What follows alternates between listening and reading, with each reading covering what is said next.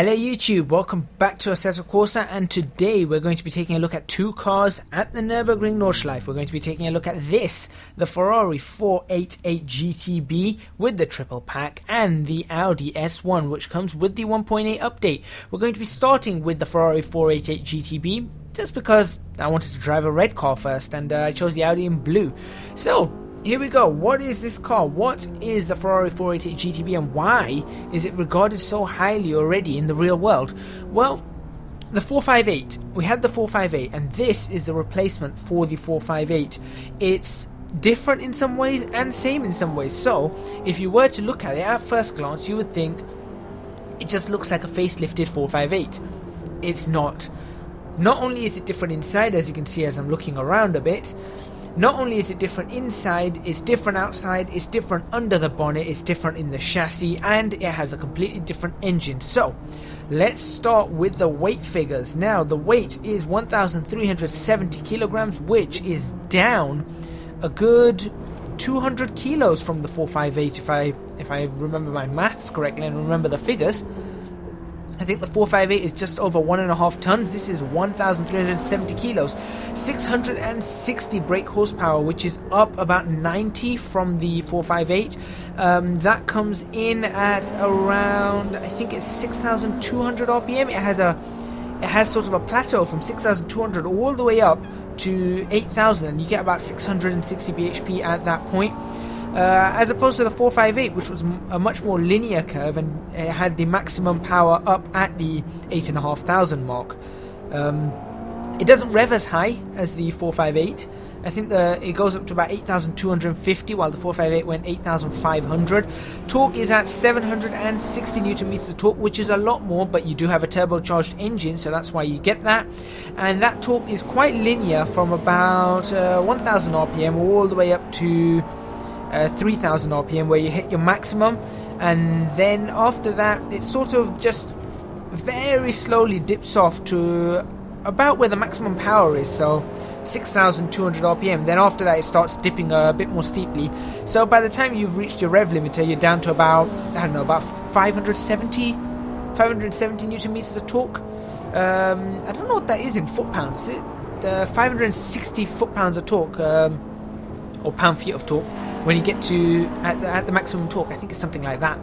Anyway, moving on from that, top speed is 205 miles an hour plus, and that is all coming from a 3.9 litre twin turbo V8. Now that's replaced the original 4.5 litre V8 that was in the 458. It's smaller. It's supposed to, it's turbocharged. It's not as, I suppose it's not as aggressive as the 458, but my word, does this car shift. This car really shifts. You'd think that with a turbocharger you'd have problems driving the car. No such issues driving the car. Turbo lag pretty much is zero. It literally is zero. I haven't come across any turbo lag on this vehicle. It seems to drive absolutely perfectly with or without traction control. It was really, really nice to drive, and I'm going to get into a bit more of the driving in a moment, but just first things first is just to take a look at how nice this car looks.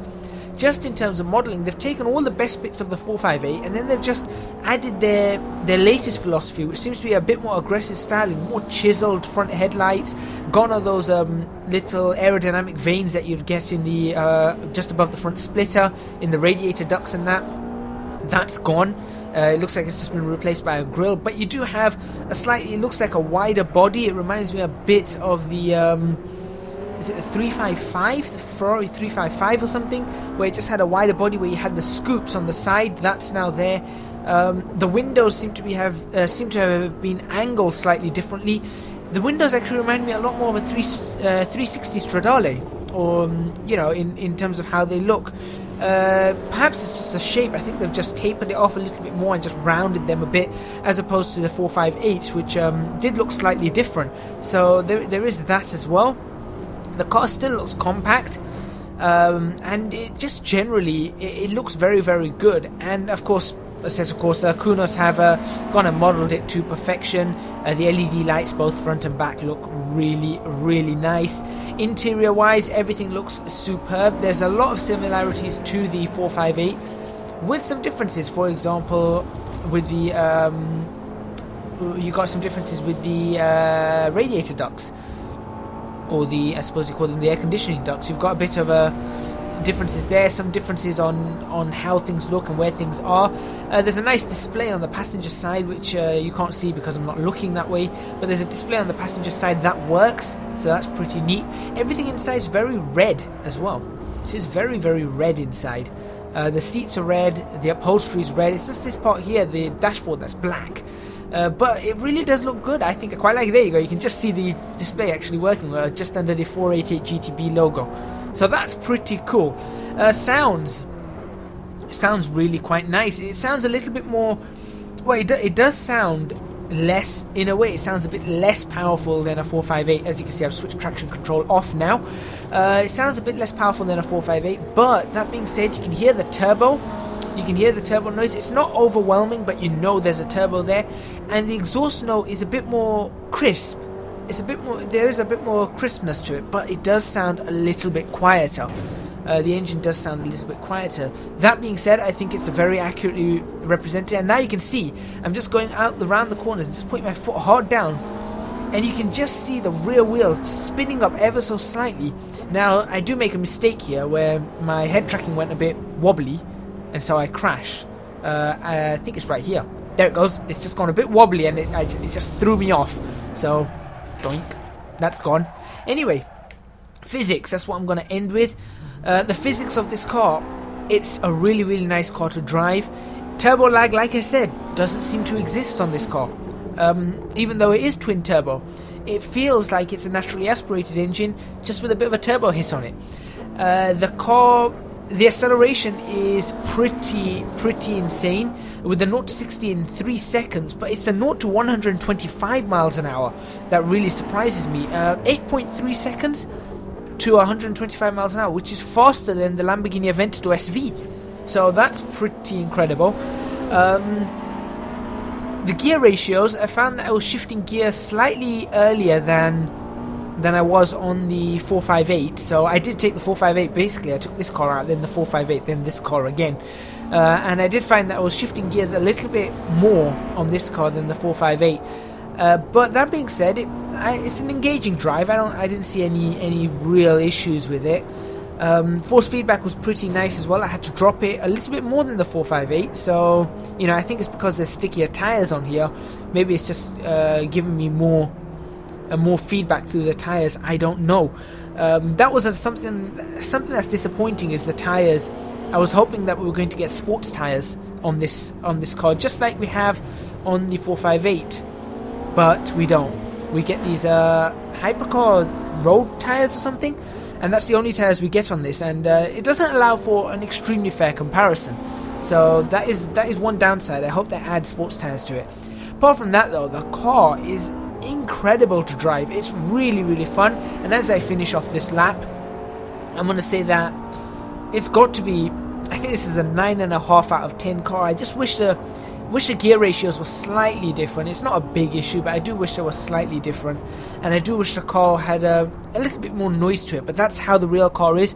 For what Kunos have done, I think it's 10 out of 10, but for a car overall, I'm going to give it 9.5 out of 10 as I pull over, and I'm going to switch over in a few seconds to the Audi S1. The other thing is they've got these auto clutches, so let's get this car switched over to that Quattro. And it's not the S1 from the rally era. This is the new S1. There we go. Blue car. Like I said, I wanted to drive the red car first, but yeah, there we go. There we have it. Right, for this one, I've switched it straight to street tires, as you can see, and I've got a little bit more time to talk about it because it's not as fast a car. That being said, it's still quite a fast car.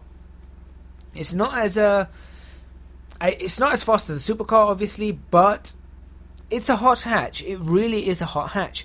I wouldn't say it's as fast as, I suppose we don't really have that many hot hatches in Assetto Corsa.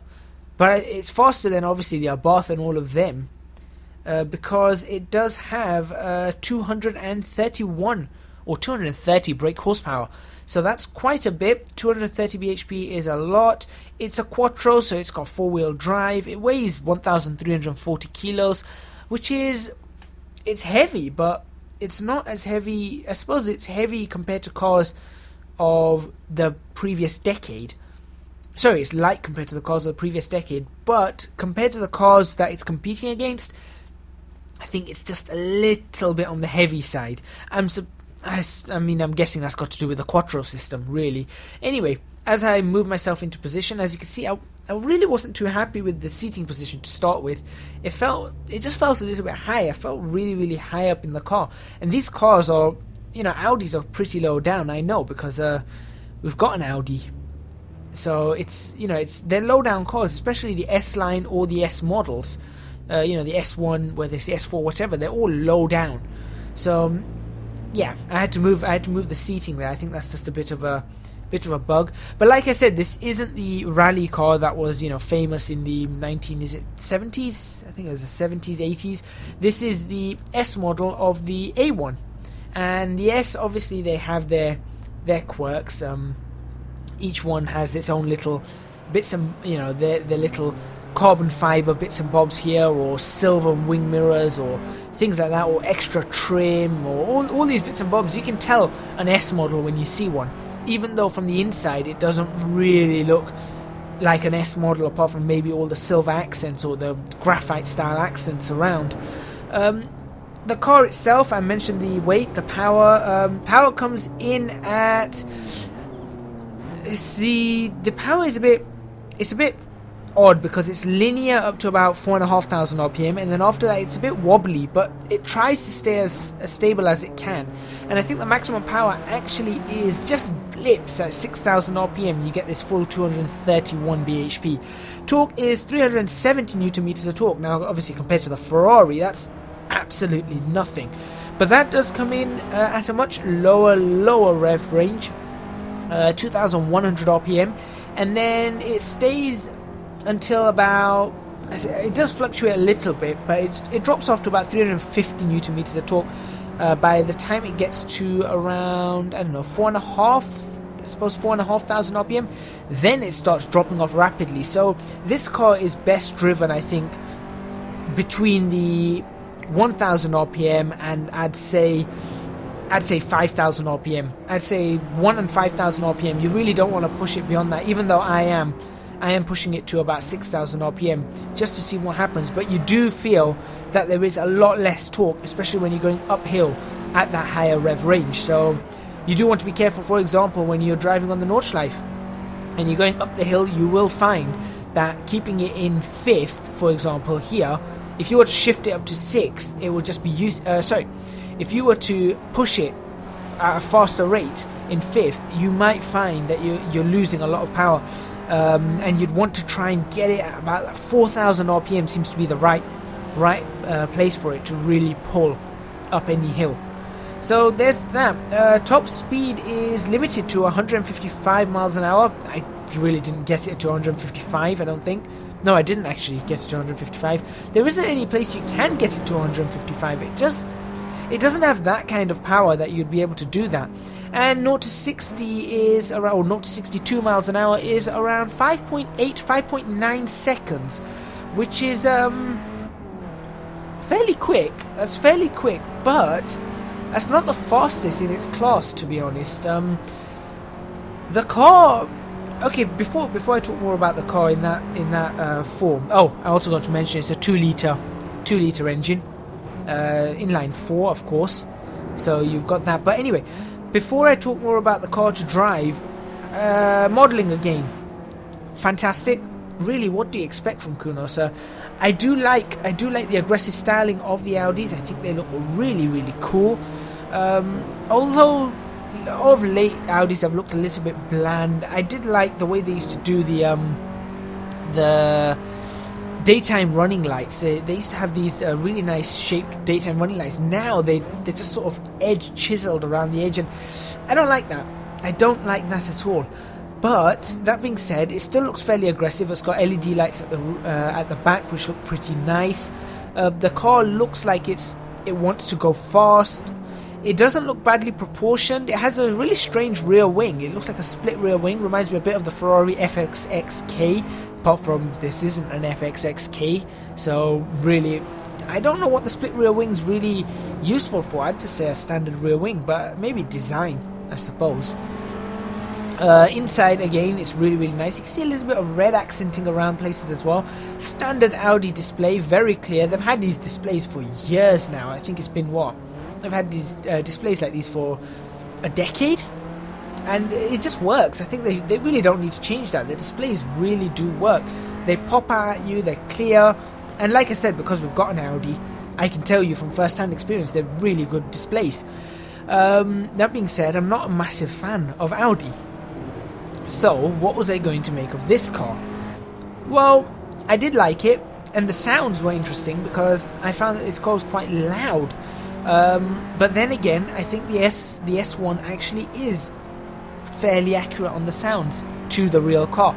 I did think that maybe the outside was growling a little bit too much, but overall I think it's a really well made sounds. It's really nice to listen to, and I think it was fairly nice to actually be in that car. The interior sounds were quite engaging with you, so I do like that, especially as you're pushing the car up. It did sound very engaging, so I like that. And the tick over idle is quite nice as well, although most of the time you're not going to be at idle, so yeah, there you have it. Physics, right, well, this is where I have a problem with Audis in general, is the Quattro driving system. You know, the Quattro drivetrain is an incredible drivetrain, but sometimes the cars just don't need it. Like, if you have an R8, would it be better as a Quattro, or would it be better as a rear-wheel drive? I would actually say rear-wheel drive. That being said, the Quattro, that's fairly good. This car, S1, 230 bhp, do you really need a Quattro on a 231 bhp car, or 230 bhp hot hatch? I'd say no. I say that it takes away from the character of the car. Now, don't get me wrong, the Quattro system is nice. You know, you point and turn, it grips, it allows you to, you know, put your foot down hard. It's not gonna, you don't get that much wheel spin. And when you're hard on the brakes, you do get a little bit of, you know, you get that feeling of oversteer on the brakes, just a little bit. But because it's a Quattro and it's got all four wheels, you know, powering the car, it just doesn't, I don't know, you just don't feel as connected to this. And I like hot hatches, but I would say that this is not the most engaging car I've driven in Assetto Corsa. It really isn't. There have been cars, even whether it's front wheel drive or rear wheel drive, that have been far more engaging. Heck, the Abarth, you know, the Fiat 500 Abarth, that's actually more engaging than this car in some ways. It may not be as powerful, but it's engaging. You know, I actually enjoy driving that car. You can really throw it around corners. This one you can't throw around corners as much. You know, it's more of a, it's a bit dull. I'll be honest, the car's a bit dull. It's not a bad drive. In fact, it's a really good drive. But if you're taking it out on a racetrack, you can see you can just see me understeering ever so slightly as well. I can't do anything about that. That's just the four-wheel drive system. It's just because it's a Quattro I'm understeering, and I don't know, I did not like that. I wanted to feel a bit more instability on the rear end so that I could actually, you know, start pushing the car a bit more, and then catching slides and really feeling connected to the car. This I don't feel that connected to. Ride's really nice as well. You know, it holds the bumps really well. It doesn't bounce around too much. The suspension is quite stiff, so it does catch, you know, all those things are there. It's just the fact that it doesn't seem to be, I didn't feel as engaged with this car. And I know it's a simulator, and sometimes you don't feel engaged with cars and simulators because, you know, you don't have that what do they call it, seat of the pants feel. You know, you don't have that. But I've had it with other cars where I felt engaged in a simulator, just through the steering wheel, and just, you know, the noise, the looks, the steering wheel, the driving, the feedback coming back to me. This one just didn't feel as good. Unfortunately, it just didn't. It may look amazing, it may sound pretty nice, and it may be good to drive, but as a race car or a car you want to drive around fast, you'd be, I suppose it's the best that we've got of the hot hatches in Assetto Corsa for this class, because I don't think there's anything else in this class. But I would say that a front or a rear wheel drive car that would be simulating this class, I don't know, what would be similar to this? A1 Fiesta ST, or Peugeot 208 GTI or something. I think those would be a lot more engaging, especially the Fiesta, which I think is the hot hatch to have. So, Kunos, put the Fiesta into Assetto Corsa, and I think we'll have a real competition between the two cars. I think I'll prefer the Fiesta, to be honest. And as you can see here, I'm just playing around with a bit of double clutching, to be honest. Just to see what's just playing around with the revs and that. But there we go, I'll end the episode there. Thank you very much for watching. Please remember to hit the like button if you like this video, subscribe to our channel for more videos on Assetto Corsa, leave a comment in the comments box below letting me know what you think of these, and do check out our Patreon scheme. I hope to see you guys next week.